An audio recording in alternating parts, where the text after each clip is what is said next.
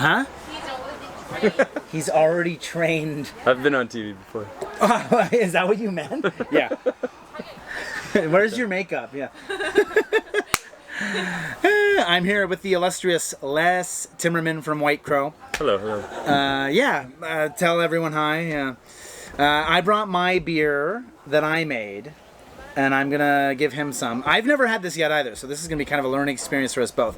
So this is essentially an IPA that I made. It's 2-row malt, pale malt, Thomas Fawcett caramel malt, and a little bit of rye, Idaho 7 and Magnum on the hops, Kvike yeast.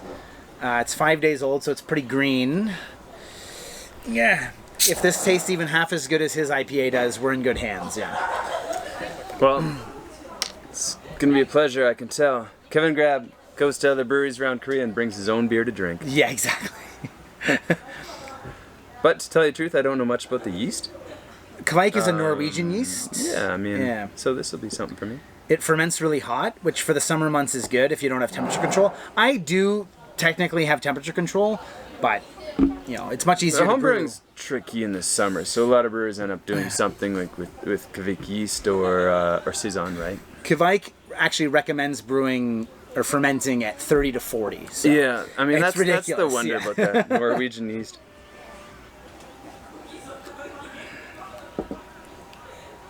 It's tasty. It's a bit more malt forward than I expected. Mm-hmm. Yeah. Well, I mean, you've added caramel, and by the color of it, like this kind of mid-range caramel maybe, or just a little bit of darker caramel. Do you remember which one you added? Thomas Fawcett caramel malt. You mean the number? Yeah. It's just caramel from the website, so I don't actually have like a 10 or 20. Okay.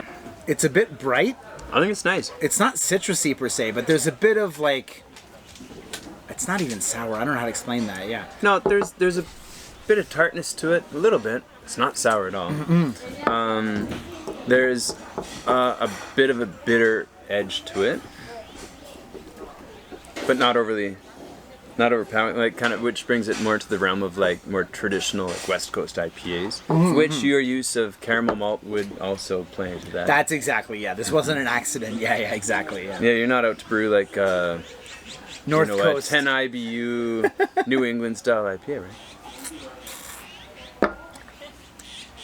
It's a bit sweeter. I wish it was a little more bitter and a little bit less sweet. I mean, if I could change the recipe to a degree. Yeah. The original gravity. Oh, almost me done. Thanks. That's a bit of finger food for you. Cool. Breadsticks. Good host. Yeah, and I forgot to finish the final gravity. Oh. I bottled. This is the only thing I bottled. You started at 6.6. So I mean, potentially this is like a 5.5-6% beer. I imagine with the Kvike yeast doing its thing, and then with the priming sugar too doing its thing. I mean, I would assume that yeast is similar to a saison in that it's going to ferment like crazy, especially at that temperature. Yeah. And really the thing with Kvike is that it's supposed to be fairly neutral with a bit of citrus. It's fairly neutral, and there's it says it's a bit of citrus in there with the yeast. I mean, I get like it's a little bit orangey, more kind of the stone orange. fruits, No, you're right about like, the orange now. Now that my glass is less full and I can actually swish it around a bit, definitely has an orange on it. Yeah. Yeah, like you cut an orange in half and then squeeze it. Yeah.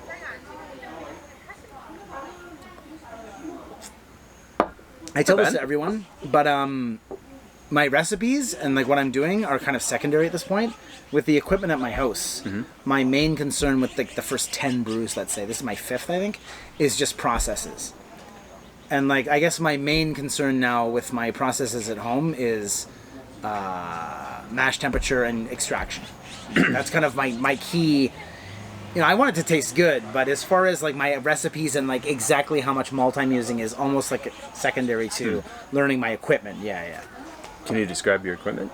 I have mash tun, metal. It's all from Soul Homebrew. So it's got the little thing at the bottom. So basically it's a... Okay, do you have a false bottom? I do have a false bottom, yeah. Cool, okay. And so then I basically dump that directly from the spout into the kettle. I have a heat stick that I bought as well as the gas burner underneath.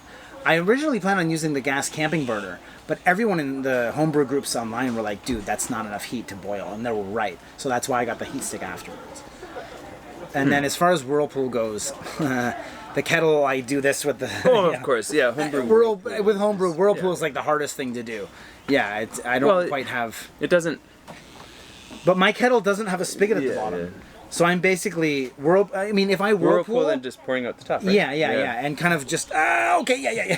The only issue with that is it adds a danger element, I think, like because potentially I have like 23 kilograms of water and doing this with it, and it's and sanitary. That aerates it though.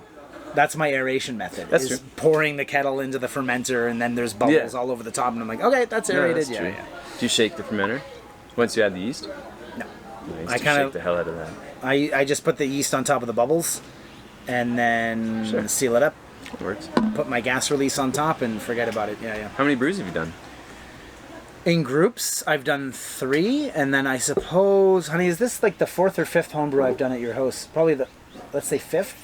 Yeah, 5th, yeah. So 8th, I guess? Yeah. Nice. Yeah, I'm still quite new to this, yeah.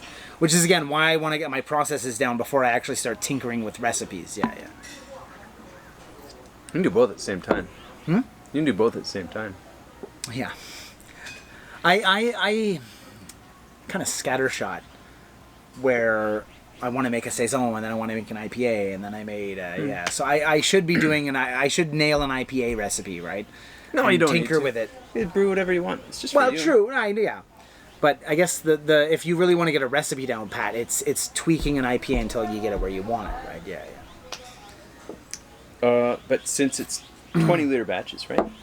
Give or take, yeah. Yeah, I mean that's a lot of beer for like family consumption. So dying. We wake up at night, we go to the fridge, and she's just yeah. But I mean, like after 20 liters, you certainly might want to be drinking something different. You know, or like dark beers in the wintertime. I usually, I mail them. I mail Nick some. I mail Joe from Ash Tree some. Just because their input's valuable, right? If they say, even if it's not like, they don't need to write 4 paragraphs but even like a 4-sentence this and that and the other gives me some kind of idea. Yeah. Hey, you're in my sphere of influence now. You'll be getting some mailed out to you now. Yeah. Well, I didn't give you much for hot takes. Other than like, it's good, it's drinkable, not bad. There's not a lot of IPAs with color out on the market anymore. You mean they're too yellow? Or what do you mean? Any sort of darkness to them. And I think that's because these days most IPAs, they really just want the hops to sing. Pilsner, and by singing I mean like shouting out loud. Right. And that's why I think most brewers have just even like West Coast style IPAs, they've got less and less and less any caramel to them at all. And that's because any sort of maltiness just kind of covers up the hops a bit more. That's like this one. It's a bit sweet. It's not overly sweet, but it's a bit on the sweet side too. Yeah. It's actually not quite hop heavy. This is almost like a reverse IPA to a certain degree. Yeah. Well, it's a bit more classic style with the non-classic Norwegian yeast, right? Of all the countries you could pick to get a yeast from, I would never guess Norway for anything. Yeah, especially like a hothouse yeast like that. Like, yeah. It's like a Nordic country too. Above or below the Arctic Circle, right? Yeah. Are you sure you didn't mean Florida? Yeah. No, it's Norway. Yeah. Perfect for hot brewing conditions. How hot does it get in Norway? I don't know. Maybe like this. I don't know. And then also another you mentioned your hopping schedule. Yeah. Kind of 60, then half an hour, 15, 10, 5, whatever. So the Magnums went in. It was 28 grams of Magnums at 40 minutes, and then 18 Idaho. So that was your first bittering edition. 18 grams at 20 of the Idaho, 18 grams at 10, 18 grams for the hop stand. Yeah. Okay. So what we've done here, we lean hard into just the very late editions. Okay. Very late. And there's some reasons for doing a little bit more midway through the boil or something, like adding kind of like layering of hop complexity kind of thing. But like anything more than 10 minutes, you're just kind of boiling off hop aroma and adding bitterness too. Yeah. If you want to get bitterness out of hops, just choose like a high alpha, cheaper hop to use. If you're not going for flavor and you just want to make it a little bitter, I mean, right? so Okay. like Idaho 7's not the cheapest hop on the market. So if That's why you're I put it in boiling later, off yeah. like the oils that are responsible for the aroma and a nice kind of hoppy taste too, what's the point of using that any earlier than 10 minutes? From a commercial perspective. Okay. Homebrewing. So you're a the big nice fan of thing adding- about that is like you can add like anything into your beer and make it super delicious and it's still gonna be like a pretty cheap project, right? You're not trying to sell it anyways. Oh no, my 6,001 of hops didn't do what I wanted. exactly, Yeah. right. Meanwhile, you're doing like, 700 liters at a time. You're putting, 230,001 worth of hops in for one stage. Yeah. Yeah, there's a very different cost determination here. Yeah. Here we typically brew 1,000 liters, Oh wow. or a little bit more if we can fit it. And we'll use up to, 15 or 20 kilograms of hops. Yeah, so that can add up, right? Especially if it's not a seasonal beer, but it's something you want to keep brewing, then that'll really add up. And we want to find ways to maximize oil extract and not boiling it off, but keeping it in the beer so that it's there in the aroma when you get to taste it. That's what, again, earlier I said there's a certain amount of drinkability and a not inoffensiveness, but, and I wouldn't say that you're catering to a sensitive market, but like you said earlier, you're not making like piney bitter IPAs or piney bitter PAs. There's a certain amount of sessionability to most of everything you brew here that is pleasant. Yeah, I mean, I don't know if that's how you like your beers, or if you're playing to the market or whatever it is. But yeah, you're certainly not. I wouldn't call this a mecca of hop heads, if I could describe White Crow. Yeah. No, I mean we like to have something for everybody. Yeah. Right, and so we've done higher strength IPAs, we've done sour beers, and we've done funky like kind of experimental maple sours with mango and pineapple. And I covered that in my last video with him. Yeah. I mean, those are really fun. We like making those. It keeps it fun for us to make and to drink. And we, on the other hand, we've got to keep like just easier stuff for customers coming in and looking to drink 6 glasses of the same thing. If they're not I could never do driving. that, but again, I'm not everybody. Yeah, exactly. Yeah. sometimes Some I people like to. find something they like and they'll go with that the rest of the night. Yeah. And for me, that drinkability comes from not only alcohol percentage, but also flavor impact, or also like things like bitterness. So drinking 6 glasses of a sour beer is going to leave you hurting the next morning, right? Yeah. Right. So I mean that's just pH wise. But too. the food you have for breakfast digests like that. Yeah. The amount of citric acid in your stomach. Yeah. You eat some eggs, they're dissolved within 10 minutes. Yeah. Yeah. But even bitterness too. Like for me, I know like when I first got into homebrewing, like bitterness is still a thing. Like look how many IBUs we can stuff into this IPA, right? And I almost feel like It's like a contest. brewers didn't know how to use hops. Like, which is weird because hops have been in brewing usage for like Hundreds of years. Yeah, well, 200-400 years. And it's like, look how hoppy we can make this beer. But by hoppy, they meant bitter because they were boiling the shit out of them. But then, like, starting around, kind of around 10 years or even more recently, it's like, no. If you add them later in the boiling, you're going to get all the, like, that's what hoppiness means. It's like called when you take a fresh flavor. hop cone and you smell it, you're not smelling bitter, you're smelling citrus, floral, like tropical And, aromas, like, things vegetal, like that. if That's you the nice taste some of it. part Yeah, a hop, yeah, not yeah. the after effect of the Yeah. hop. Yeah, and so I think like brewers around the world now we've figured out how to use hops a lot more better. He's a lot from- more better. He's from More better. Alberta. as an Ontario boy, we had a brewery called Flying Monkeys Brewery. I don't know if you're familiar with this brewery. Sounds familiar. They would make these beers. This is when I lived. This is like a little over 10 years ago. This is when I lived in Toronto. They would make these beer called like Nuclear Smash Bomb IPA, and they would advertise our IBU is 150. This is gonna melt the enamel off your teeth. And my buddy Sajid, hi Sam, if you're watching, he did a lot of marketing for certain companies, and Flying Monkeys asked his firm, he didn't own the firm, but he worked for them, to do marketing for this brewery, and they sent him a bunch of 6-packs of all these different beers. And they would drink them, and no one really wanted to admit it, but they were all kind of looking at each other like, how the fuck do we market this? And their idea was, we market it, and that's where the Nuclear Smash Bomb name came from. Yeah. It's like, their assumption from this brewery was, we're going to get one-off customers who love the marketing that's so over-the-top ridiculous in the naming way. But they all said, no one's going to buy this again.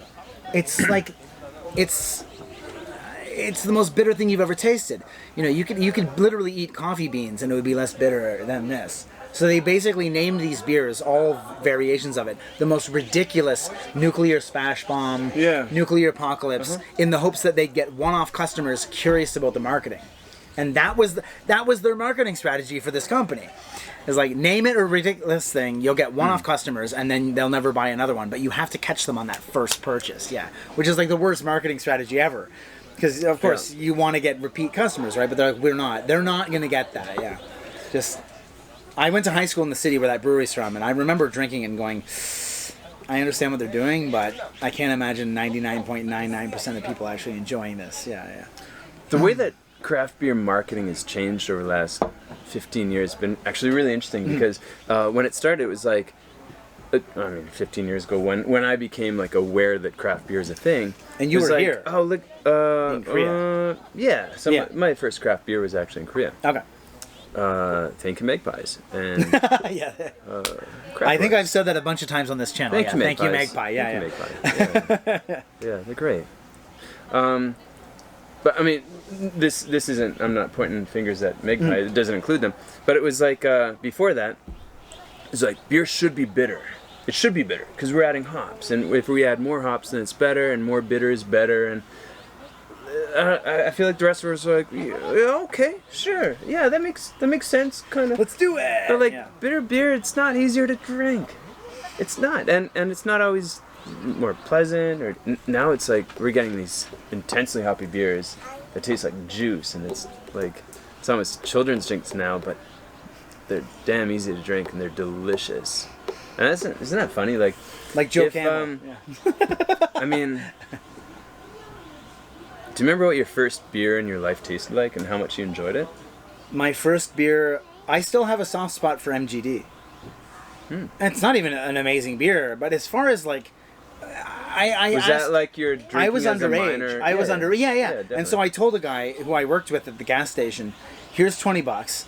You know, I want 12 beers. Like, and you know, whatever the changes you can have. And the beer stores across. Did you have to do the whole working for the city? You know, no, he was like 20 something. Yeah. So. Oh, okay. He just basically went and he I think he got us 6 Coronas and 6 MGDs, and my friends and I who were like 17, we went down to the park in the summer out of view and had some and I still remember my first MGD. Mine was just Molson. As far as summer goes, MGD, I still love having MGDs. I had one a couple of months ago in Itaewon. Again, it's like, doesn't have a lot of flavor to it. It's just beer. It's fine. Yeah, and it's, on a hot day, if you've, mowed the lawn and sorted out the shed in the back, nothing hits like an MGD. It's lawnmower beer. Yeah, exactly. Yeah, sure. It's easy to drink, and I don't even mean easy to drink. I mean like easy to drink. Yeah. It's nice, light yellow, goes down smooth. It's only 4%. Yeah. But did you love the taste? Because I was so young. 16, Because I was so young. My first beer that I ever went, oh shit, craft beer was Steam Whistle. Okay. Which is like a Pilsner in Toronto. Yeah. And I went, there's something here that isn't like, it's not like harsh. It's not easy to drink. There's something here that I never had before. Yeah. And I lived in Sudbury, so I was well north of Toronto. I didn't have a lot of choice for craft beers. But that was my first one where I was like, it's from Toronto, but I was 400 kilometers north. And I remember drinking and going, whoa, like beer.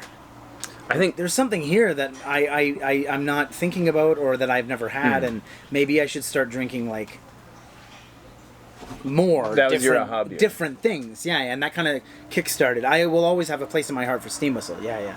Nice. Yeah. I mean, I think for me, I started drinking beer long before I started enjoying beer. I think I know what you mean, Do you but know it's what I a mean? funny sentence. I mean, like, this was like kind of late middle school, early high school, and Earlier like kind than of I house was, parties, yeah. and So it was more just of a like, necessity thing. Yeah, I mean, yeah. The first You just time was do like, it. you know, Yeah, you're yeah, drinking yeah.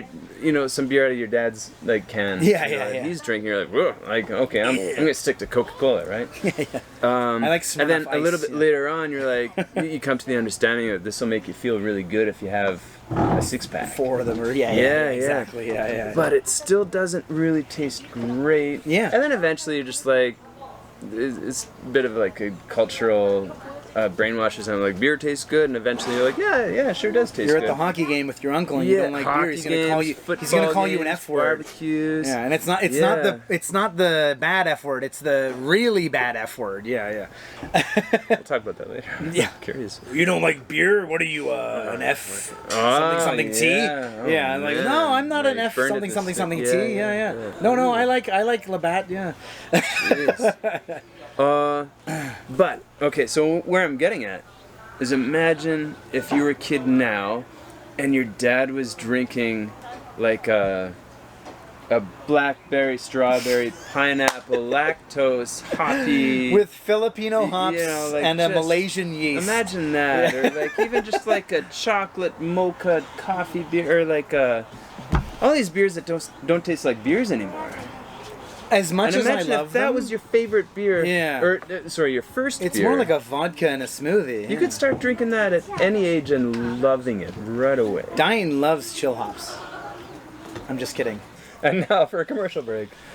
Anything to say to the viewers at home Oh, it's been a pleasure. about White Crow? Wow, that was very Oh, polite of you man. to say. Actually, I meant about your business, but yeah. Me too. No, absolute pleasure. Kevin, you've come on a absolutely beautiful evening. This is incredible. I really couldn't ask for like a better weather, better host, better beer. man. Yeah. I'm Just, pleased as punch. Yeah. This is Oh, the kind of Jesus. experience that I want everyone to have. It's just hanging out, sitting outside, everything's green and beautiful, and it's warm. If you're half as polite as you are to all the other customers that come here, you're in good hands. Oh, I People. try my Come to best. White Crow. Come to White Crow. Yeah. Thank you. Yeonju, Diane, say hi. All right, folks, we'll end it there. Les, thank you so much. Cheers. Absolute pleasure. Thanks for Absolute sharing your pleasure. beer. Oh, my pleasure. All right. Later, everyone.